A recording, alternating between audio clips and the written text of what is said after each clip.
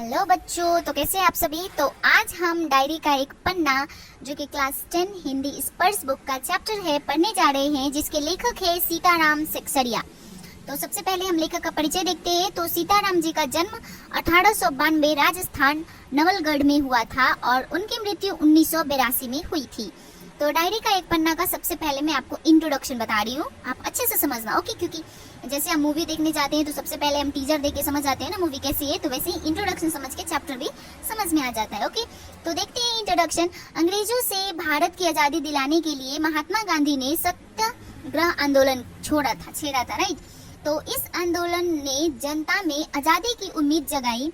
देश भर से ऐसे बहुत से लोग सामने आए जो इन महासंग्राम में अपना सब कुछ त्यागने के लिए तैयार थे। 26 जनवरी 1930 को गुलाम भारत में पहली बार स्वतंत्रता दिवस मनाया गया था। इसके बाद हर वर्ष इस दिन को स्वतंत्रता दिवस के रूप में मनाया जाने लगा। आजादी के 2.5 साल बाद 1950 को यही दिन हमारे अपने संविधान के लागू होने का दिन भी बना। तो आइए अब हम चैप्टर शुरू करते हैं, जो कि हम बहुत ही शॉर्ट में स्टोरी पढ़ने वाले हैं, डायरी का एक पन्ना, ओके। तो प्रस्तुत पाठ के लेखक सीताराम सेक्सरिया आजादी की इच्छा रखने वाले महान इंसानों में से एक थे। वह दिन प्रतिदिन जो भी देखते थे, सुनते थे और महसूस करते थे, उसे अपनी एक निजी मतलब पर्सनल डायरी में लिखते थे। इस पाठ में उनकी डायरी का 26 जनवरी 1931 का लेखा जोखा है, जो उन्होंने खुद अपनी डायरी में लिखा था। लेखक कहते हैं 26 जनवरी 1931 का दिन हमेशा याद रखा जाने वाला दिन है। 26 जनवरी 1930 के ही दिन पहली बार सारे हिंदुस्तान में स्वतंत्रता दिवस मनाया गया था और 26 जनवरी 1931 को फिर वही दोहराया जाना था, जिसके लिए बहुत सी तैयारियां पहले से ही की जा चुकी थी। जैसे कि हमको पता है सबसे पहले स्वतंत्रता दिवस कब मनाई गई थी, तो आंसर होगा 26 जनवरी 1930, ओके। तो 1931 में भी सारी तैयारियां हो चुकी थी। सिर्फ एक दिन का मनाने के प्रचार में ही 2000 रुपए खर्च हुए थे। सभी मकानों पर भारत का राष्ट्रीय झंडा फहरा रहा था और बहुत से मकान तो इस तरह सजाए गए थे जैसे उन्हें स्वतंत्रता मिल गई हो। कलकत्ते के लगभग सभी भागों में झंडे लगाए गए थे। पुलिस अपनी पूरी ताकत के साथ पूरे शहर में पहरे लिए घूम घूम कर प्रदर्शन कर रही थी। न जाने कितनी गाड़ियां शहर भर में घुमाई जा रही थी। घुड़सवारों का भी प्रबंधन किया गया था। तो ये जो मैं अभी जो स्टोरी बता रही हूँ वो सीताराम सेक्सरिया जी का निजी यानी पर्सनल डायरी का हिस्सा है, जिसमें उन्होंने 26 जनवरी 1930 के बारे में मतलब 1931 का पूरा लेखा जोखा लिखा हुआ था, ओके। तो यहाँ पे देखते हैं आगे। स्मारक के नीचे जहाँ शाम को सभा होने वाली थी, उस जगह को तो सुबह के 6 बजे से ही पुलिस ने बड़ी संख्या में आकर घेर कर रखा था। इतना वह सब कुछ होने के बावजूद भी कई जगह पर तो सुबह ही लोगों ने झंडे फहरा दिए थे। तारा सुंदरी पार्क में बाड़ा बाजार कांग्रेस कमेटी के युद्ध मंत्री हरीशचंद्र सिंह झंडा फहराने गए, परंतु वे पार्क के अंदर ही न जा सके। वहां पर भी काफी मारपीट हुई और 4 आदमियों के सर फट गए। मारवाड़ी बालिका विद्यालय की लड़कियों ने अपने विद्यालय में झंडा फहराने का समारोह मनाया। वहां पर जानकी देवी, मदालसा बजाज, नारायण आदि स्वयंसेवी भी आ गए थे। उन्होंने लड़कियों को उत्सव का मतलब समझाया। 2-3 बजे पुलिस कई आदमियों को पकड़ कर ले गई, जिनमें मुख्य कार्यकर्ताओं पूर्णदास और पुरुषोत्तम राय थे। सुभाष बाबू की जुलूस की पूरी जिम्मेदारी पूर्णदास पर थी, परंतु वे पहले से ही अपना काम कर चुके थे। स्त्रियां अपनी तैयारी में लगी हुई थी। अलग अलग जगहों से स्त्रियां अपना जुलूस निकालने और सही जगह पर पहुंचने की कोशिश में लगी हुई थी, ओके। तो ये जो था वो 26 जनवरी 1931 का सारा सारांश बता रहे यहाँ पे, जो उन्होंने अपनी डायरी में लिखा था। तो आगे बढ़ते हैं। जब से स्वतंत्रता प्राप्ति के कानून तोड़ने का सिलसिला शुरू हुआ था, तब से 26 जनवरी 1931 तक इतनी बड़ी सभी ऐसे खुले मैदान में कभी नहीं हुए थे और ये सभा तो कह सकते हैं कि सबके लिए ओपन लड़ाई थी। एक और पुलिस कमिश्नर ने नोटिस निकाला था कि अमुक अमुक धारा के अनुसार कोई भी कभी भी किसी तरह की सभा नहीं कर सकते हैं। अगर किसी भी तरह के किसी ने सभा में भाग लिया तो वो दोषी समझे जाएंगे। इधर परिषद की ओर से नोटिस निकाला गया कि ठीक 4:24 पर स्मारक के नीचे झंडा फहराया जाएगा तथा स्वतंत्रता की प्रतिज्ञा पढ़ी जाएगी। देखो यहाँ पे पुलिस ने नोटिस निकाला है कि कोई नहीं मिलेगा, और यहाँ पे इन लोगों का एक और नोटिस था जो कि 4 बजे झंडा फहराएंगे। तो सभी लोगों को उपस्थिति रहने के लिए कहा गया था। ठीक 4:10 पर सुभाष बाबू अपना जुलूस लेकर मैदान की ओर निकले।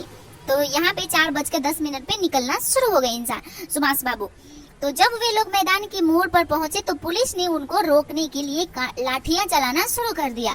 बहुत से लोग घायल हो गए। सुभाष बाबू पर भी लाठियां पड़ी, परंतु फिर भी सुभाष बाबू बहुत जोर से वंदे मातरम बोलते जा रहे थे। इस तरह का माहौल था। और दूसरी तरफ स्मारक के नीचे सीढ़ियों पर स्त्रियां झंडा फहरा रही और स्वतंत्रता की प्रतिज्ञा पढ़ रही थी। स्त्रियां बहुत अधिक संख्या में आई हुई थी। सुभाष बाबू को भी पकड़ लिया गया और गाड़ी में बिठाकर लाल बाजार लॉकअप में भेज दिया गया। कुछ देर बाद ही स्त्रियां वहां से जनसमूह बनाकर आगे बढ़ने लगी। जनसमूह मतलब पता है ना, एक ग्रुप बनाकर आगे बढ़ने लगी।